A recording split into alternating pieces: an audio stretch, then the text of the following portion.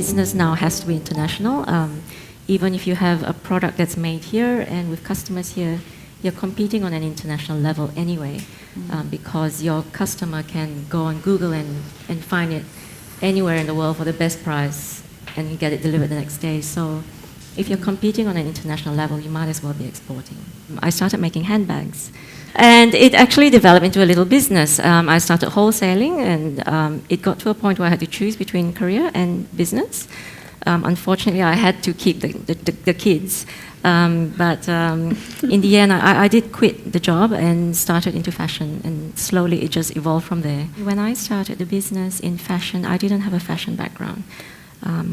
So I started a business that I had no industry knowledge of. I have never even worked in the industry. And that was a huge learning curve. Every mistake that you make is something that you learn from. And I made so many mistakes, just in simple things.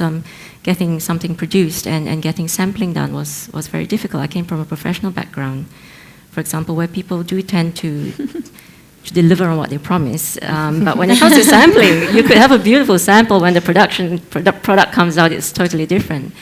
So a lot of learning along the way about who to trust, and how to find those people and how to retain the good relationships. I think that's been key. From a personal perspective, being a woman is always a little bit hard in the sense that I find it a little bit more difficult to go overseas, for example, to spend a lot of time overseas, which I need to.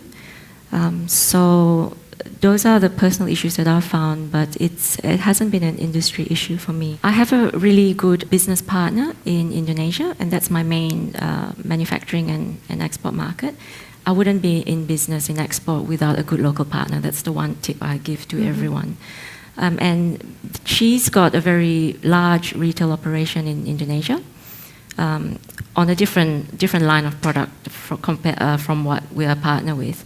But because of that, she's got her own production facilities, and I've visited them and met everyone, and they are treated like family. It's a really well-run business, family-owned business operation. So from my perspective, I know where my clothes are being made.